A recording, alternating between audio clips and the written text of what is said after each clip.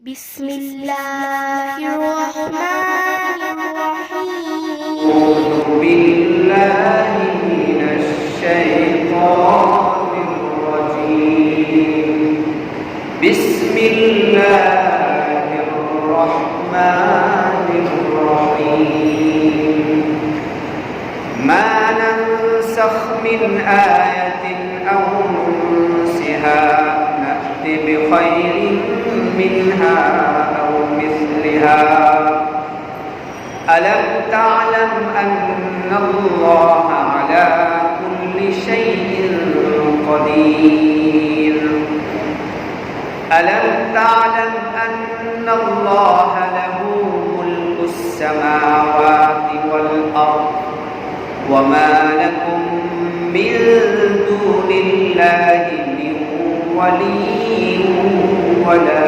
نصير أم تريدون أن تسألوا رسولكم كما سئل موسى من قبل ومن يتبدل الكفر بالإيمان فقد ضل سواء السبيل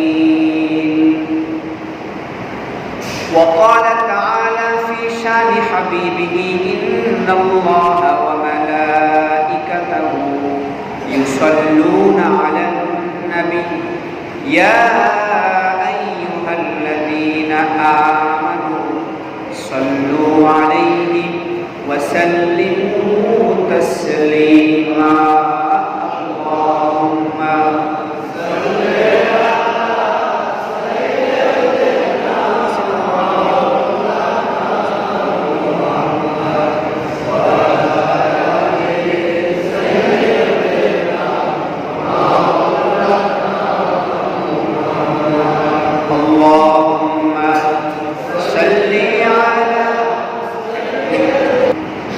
قابل احترام حضرات উলামায়ে ইকরাম উপস্থিত ঈমানী মুরব্বিয়ানে নিজাম এবং উপস্থিত আছেন আল্লাহর প্রেমে মাতওয়ালা মুসল্লিয়ানে ইকরাম আসসালামু আলাইকুম ওয়া রাহমাতুল্লাহি ওয়া বারাকাতুহু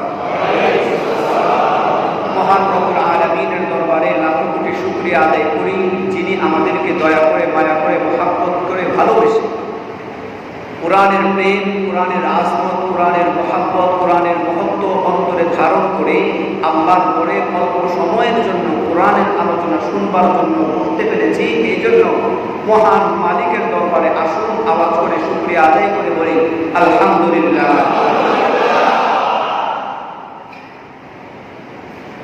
সূরা বাকারার 106, 7, 8 নম্বর আয়াত আমি তেলাওয়াত করেছি।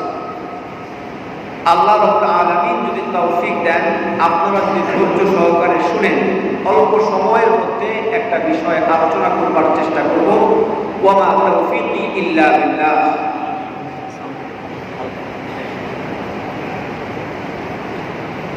ইতিপূর্বে আপনারা শুনে আসছেন বনি ইসরাইল তথা ইহুদি সম্প্রদায় সম্পর্কে। আজকেও বনি ইসরাইল তথা ইহুদিদের আলোচনায় এই আয়াতগুলোর মধ্যে আল্লাহ রাব্বুল আলামিন আমাকে আপনাকে একটা বিষয় অবগত করিয়েছেন। সেই বিষয়টি হচ্ছে যে ইহুদিরা অর্থাৎ বনি ইসরাইল আল্লাহ রাব্বুল আলামিনের নবী দুনিয়াতে আগমন আসবার পরে আল্লাহ রাব্বুল আলামিন যে আল্লাহর নবীকে কোরআন দিয়েছেন, আসমানি কিতাব কোরআনকে দিয়েছেন, এই কোরআনকে প্রশ্নবিদ্ধ করবার জন্য এই কোরআনকে প্রশ্নবিদ্ধ করবার জন্য এই কোরআন যেন তার গ্রহণযোগ্যতা হারায় কিংবা যারা কোরআনকে গ্রহণ করেছে তাদের নিকট যেন এই কোরআনের গ্রহণযোগ্যতা না পায়, এই জন্য ইহুদিরা এক ষড়যন্ত্র করেছিল। সেই ষড়যন্ত্র সম্পর্কে আমাকে আপনাকে আল্লাহ রাব্বুল আলামিন এই আয়াতগুলোর মধ্যে অবগত করেছেন। আমাদেরকে অবগত করবার কি কারণ, আমাদেরকে জানানোর উদ্দেশ্য কি?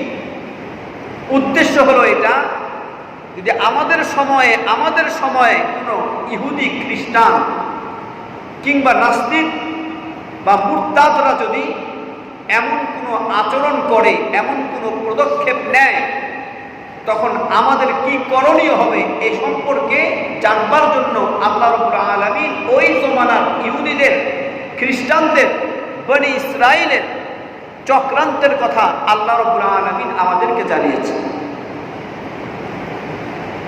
কি কথা? আল্লাহ রাব্বুল আলামিন বলেন, মা নানসাখ মিন আয়াতিন আও নুনসিহা নাতি বিখাইরিন মিনহা আও মিসলিহা। আল্লামা আলুসি রহমতুল্লাহি আলাইহি এই আয়াতের তাফসীর করতে গিয়ে বলেন,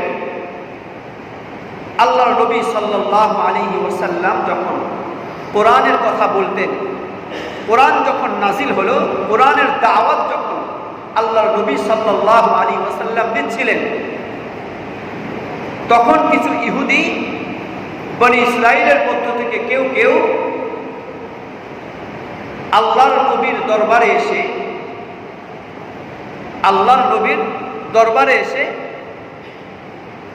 বিভিন্ন ধরনের প্রশ্ন করত, আর তারা এই কথাকে প্রচার করত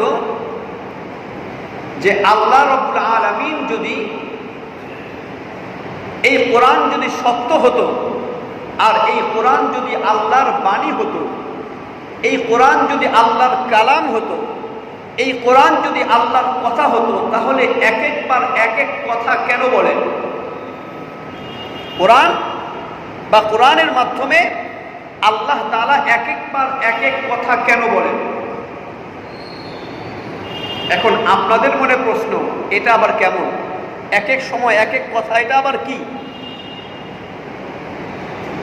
এই কথা বুঝবার আগে আমাদেরকে বুঝতে হবে, দিন পরিপূর্ণ হয়েছে আল্লাহর নবী সাল্লাল্লাহু আলাইহি ওয়াসাল্লামের জামানায়। আল্লাহর নবী সাল্লাল্লাহু আলাইহি ওয়াসাল্লামের জামানায় দিন পরিপূর্ণতা লাভ করেছে। নবীর আগমনের পূর্বে, অর্থাৎ বিদায় হজ, 10ম হিজরিতে বিদায় হজ সংগঠিত হয়েছে। এই 10ম হিজরির বিদায় হজ সংগঠিত হওয়ার আগ পর্যন্ত দিন মুকাম্মাল ছিল না, দিন পরিপূর্ণ ছিল না। দিন পরিপূর্ণতা লাভ করেছে 10ম হিজরির বিদায় হজে, যখন আল্লাহ রাব্বুল আলামিন এই আয়াত নাযিল করেছেন, আল ইয়াউমা আকমালতু লাকুম দীনাকুম ওয়া আতমামতু আলাইকুম নি'মাতি ওয়া রাদিতু লাকুমুল ইসলাম দীনা। আজকে এমন একটা দিন, আল ইয়াউম আকমালতু লাকুম দীনাকুম, আমি তোমাদের জন্য তোমাদের দ্বীনকে আজকের দিনে পরিপূর্ণ করে দিয়েছি। পরিপূর্ণ করবার পরে আর কিছু বাকি থাকে? গ্লাস পানি দিয়ে পরিপূর্ণ হওয়ার পরে গ্লাসের আর কোনো ফাঁকা জায়গা থাকে? দিন পরিপূর্ণ করে দিয়েছি মানে কি? দিনের মধ্যে আর কোনো ফাঁকফোকর নাই, এমন কোনো বিষয়াদি নাই যেখানে দিন মনে করে ঢুকতে পারে, ঢুকানো যায়। অর্থাৎ দিন পরিপূর্ণ করে দিচ্ছে। আর দিন পরিপূর্ণ হওয়ার আগে আল্লাহ রাব্বুল আলামিনের একটা বিধান ছিল। কি বিধান? বিধান হলো এটা যে আল্লাহ রাব্বুল আলামিন কখনো কোনো হুকুম দিয়েছেন, আবার প্রয়োজনে পরবর্তীতে সেই হুকুমটাকে বাদ দিয়ে অন্য হুকুম নাজিল করেছেন। কারণ আল্লাহ তাআলা সব ক্ষমতা রাখেন। প্রশ্ন যদি করেন কি কারণে, তাহলে 1 নম্বর উত্তর হচ্ছে আল্লাহর বাণী আল্লাহর বান্দাকে দিবেন, আল্লাহর বান্দাকে আল্লাহর হুকুম দিবেন, যখন খুশি তখন দিবেন, যেই হুকুম ইচ্ছা সেই হুকুম দিবেন। ঠিক কিনা? 1 মাসের জন্য আপনি আপনার ঘরের একজন কাজ করবার জন্য লোক রেখেছেন, বা আপনার দোকানে এক কর্মচারী রেখেছেন। আপনার দোকান রিলেটেড, ব্যবসা সম্পর্কিত, দোকান সম্পর্কিত যে কোনো হুকুম আপনি তাকে দিবেন, সে সেই হুকুম মানতে বাধ্য। কারণ ওই মুহূর্তে, ওই সময়ে আপনার সাথে তার সম্পর্ক মালিক আর কর্মচারী। কি বলেন, ঠিক কিনা? সুতরাং আমার মালিককে, তা আল্লাহ যদি আমার মালিক হয়, আমি যদি আল্লাহর গোলাম হই, আমি যদি আল্লাহর বান্দা হই, আল্লাহ যখন খুশি তখন আমাকে হুকুম দিতে পারেন, আবার যখন খুশি তখন দেয়া হুকুমকে উঠিয়ে নিয়ে অন্য হুকুম দিতে পারেন, ঠিক কিনা বেঠিক?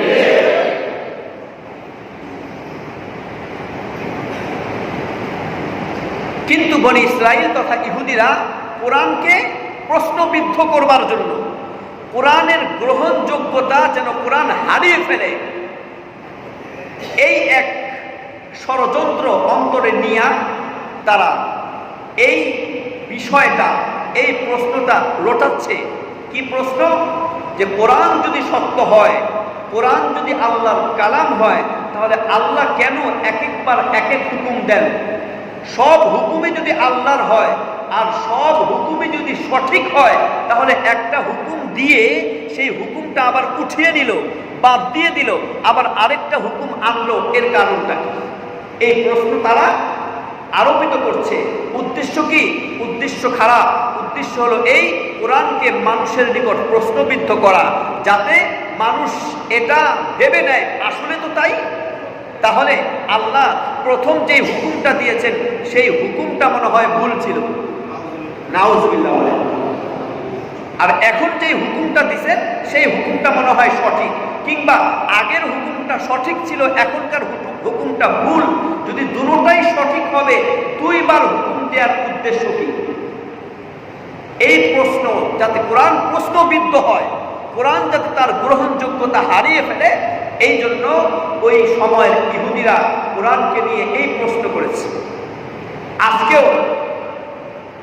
আজকের সমাজেও যদি আমি আপনি তীক্ষ্ণ দৃষ্টি দিয়ে একটু লক্ষ্য করি, তাহলে দেখব আজকের সমাজে আমাদের দেশেও কিছু নাস্তিক মুরতাদ আছে, যারা কোরআনকে প্রশ্নবিদ্ধ করবার জন্য, কোরআনের গ্রহণযোগ্যতা যেন কোরআন হারিয়ে ফেলে, মুসলমানদের অন্তরে যে কোরআনের গ্রহণযোগ্যতা আছে, মুসলমান যেন তাদের দিল থেকে কোরআন নামক গ্রহণযোগ্যতাটা হারিয়ে ফেলে, কোরআনকে প্রশ্নবিদ্ধ করবার জন্য বিভিন্ন সময় বিভিন্ন প্রশ্নের সম্মুখীন করে। আছে না নাই? আপনি দেখবেন কিছু নারীবাদী আছে, নারী স্বাধীনতার নামে নারী আন্দোলনে যুক্ত হয়। তাদের উদ্দেশ্য হচ্ছে কোরআন তাদেরকে নারী স্বাধীনতা দেয় নাই। এই যে প্রশ্ন করলো, এই যে কোরআনকে প্রশ্নবিদ্ধ করলো, উদ্দেশ্য হচ্ছে কোরআন যেন গ্রহণযোগ্যতা হারিয়ে ফেলে, ঠিক কিনা? আবার দেখবেন কিছু নারীবাদী আছে, তারা বলে যে নারীকে কোরআন বা ইসলাম নারীকে ঠকিয়েছে, ইসলাম বা কোরআন নারীকে ঠকিয়েছে। এই সমস্ত এ জাতীয় কথাবার্তা বলবার উদ্দেশ্য হচ্ছে তাদের কোরআনকে নিশ্চিহ্ন করে দেয়া, ঠিক কিনা? কোরআনের আজমতকে মানুষের দিল থেকে বের করে দেয়া তাদের উদ্দেশ্য। আপনি দেখবেন বা শুনেছেন, স্বাস্থ্য সেবা ইনস্টিটিউট নামে বা এ জাতীয় একটা নামের পরিচালক, তার গণ্ডির ভিতরে দুইটা আদেশ দিয়েছিলেন। এক হইল মেয়েরা হিজাব করবে, মেয়েরা হিজাব পরে আসতে হবে। এই হিজাব পরা এটা কি কোনো ব্যক্তিগত বিধান? এটা কার বিধান? কোরআনের বিধান। কোরআনের বিধান মানে আল্লাহর বিধান, ঠিক কিনা? ঠিক। হিজাব পরা, নারীরা হিজাব করবে, বালেগা নারীরা হিজাব করে চলবে, পর্দা করে চলবে। এটা কার বিধান? আল্লাহ এই বিধান নাজিল করছেন কোথায়? কোরআনে।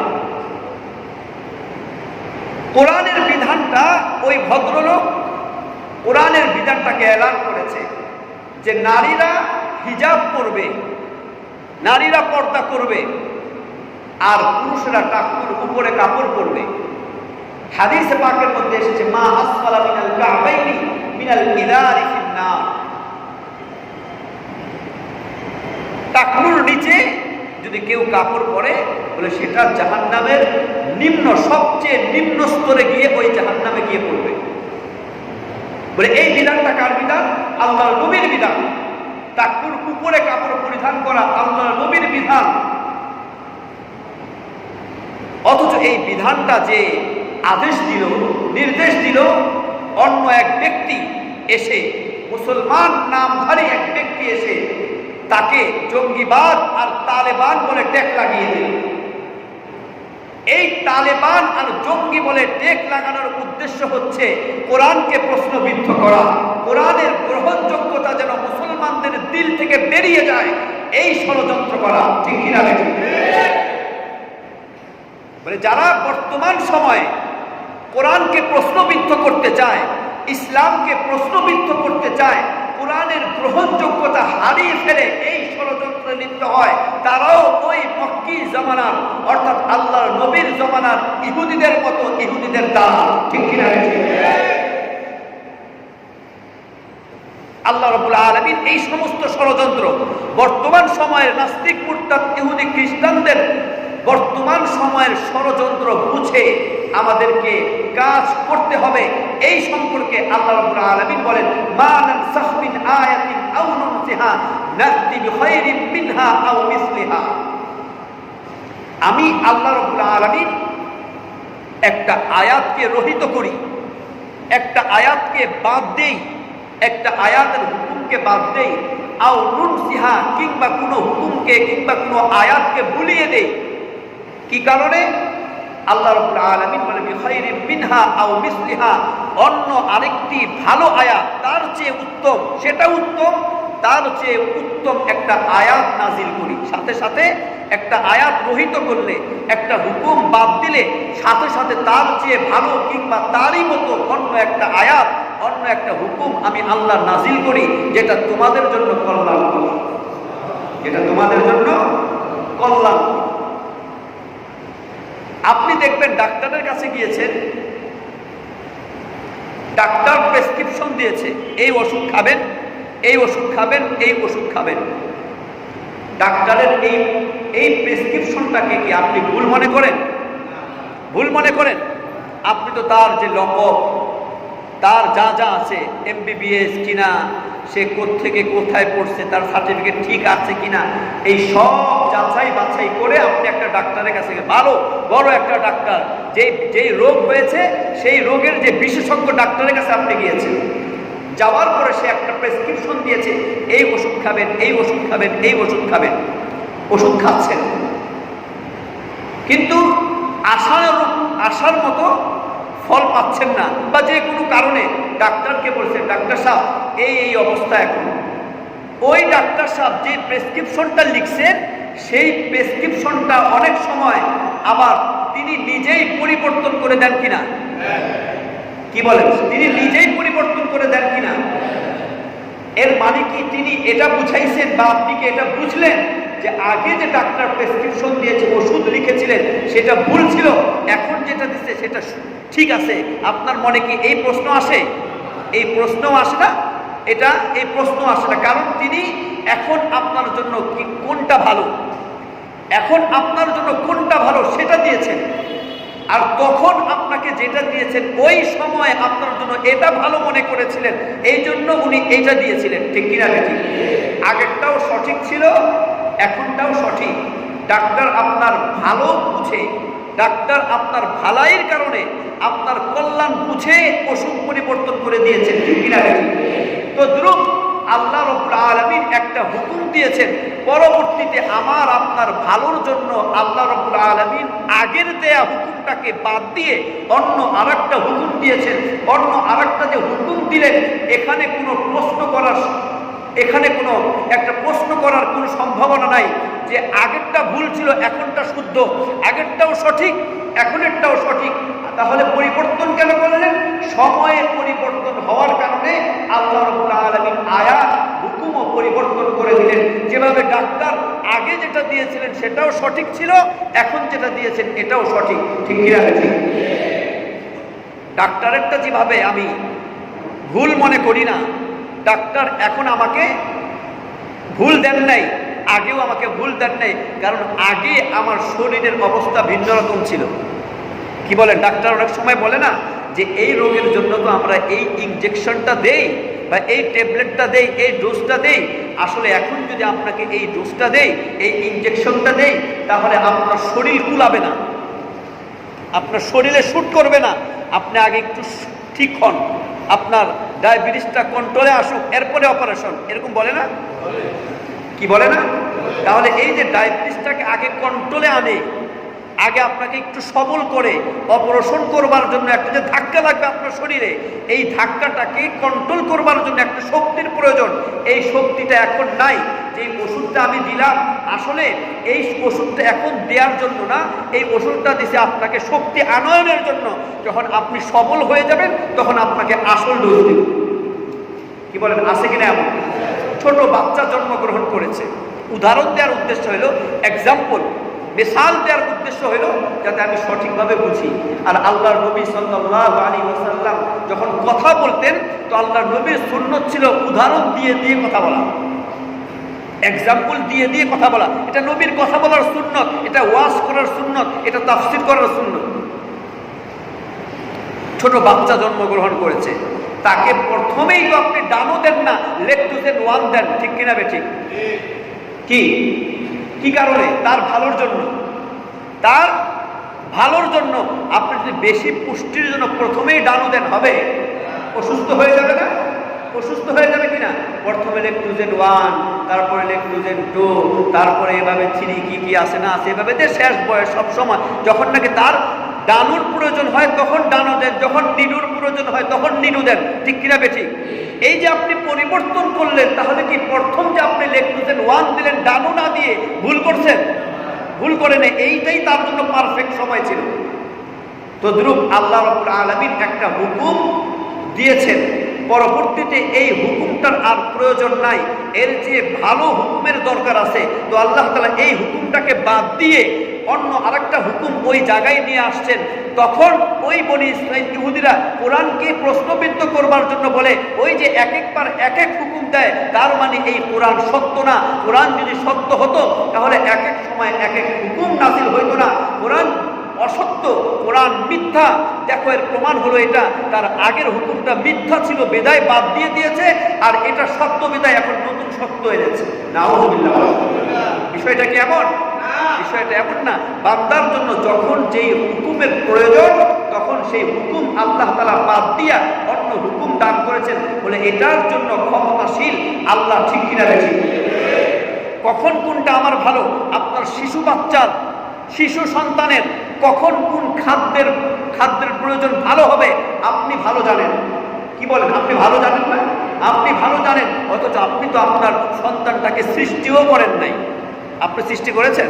আনতুম তাখলুকুনাহু, আল্লাহ বলেন আনতুম তাখলুকুনাহু আম নাহনুল খালিকুন। আরে তুমি কি তোমার সন্তানকে সৃষ্টি করেছো?